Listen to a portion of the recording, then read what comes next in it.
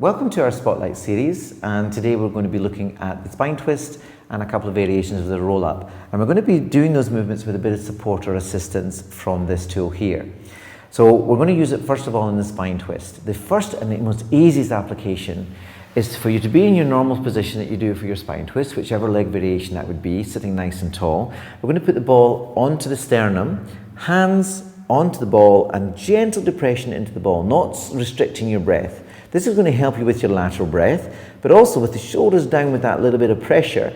As you turn, what you're trying to avoid is the sense that the ball is moving across your body.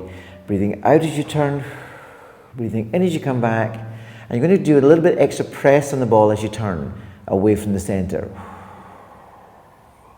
Try and think that if you glance down, every time you glance down, you've now got the very visual prompt that your nose is staying above the spine and not rotating from the cervical spine. Breathing out. Breathing in. So that would be the first position. It should help bring some quality to your spine twist. We're going to put it in another place. One of the biggest issues for a lot of us is sitting on the floor, especially if these muscles are tight. So with this ball, now this is a very specific ball. It's called the triad ball, made by some guys that we were very happy to work with, Michael and Ton. But this ball, I'm going to take it to the pelvis, sit just on it a little bit, and then kind of slide off.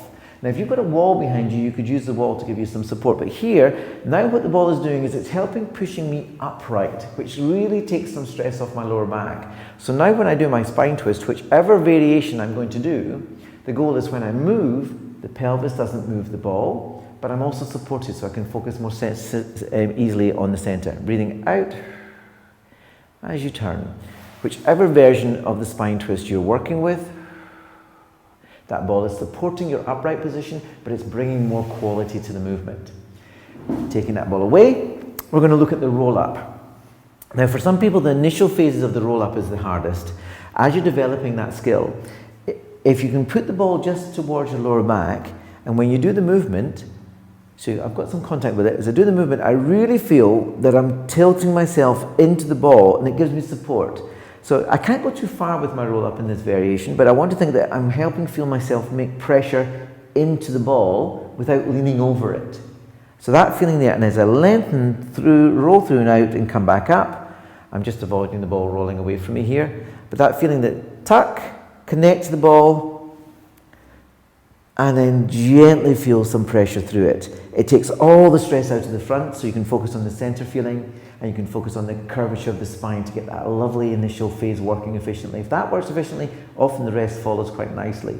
Now, the other way it can help us with a roll-up is if we bring it in front. So the idea here with the roll-up is I'm going to put pressure onto the ball. So as I press down on the ball, doing my roll-up movement, what I'm getting is a better connection through the shoulder girdle. And it usually creates a better curvature of the spine. And as I push away, pressing through.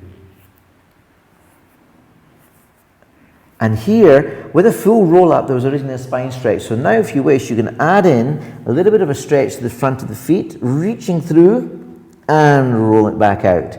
So you get the combination of the spine stretch and your modified roll-up, but all the time working towards a more traditional version where we do the stretch included in the roll-up. Pressing through the ball will help you focus on the curvature, keeps the shoulders from leading, gives you something to focus on that's down instead of looking forward. Really effective for the technique. It may not make the movement better for strength. It might feel a little bit more work, but it's a more balanced work from the inside out. So when you get down to the floor, roll through the ball, make the ball your focus, and what it does is it prevents you from pulling out tall too soon. So you want to keep the curve and roll through. I'm going to get this last stretch in, roll it back out. So I hope you found the ideas with this small ball here, which you can pick up from many, many sports shops of different sizes, but they're all going to work efficiently here. Just not too hard, a little bit of give in them, and you'll get wonderful benefits. Enjoy working with this tool.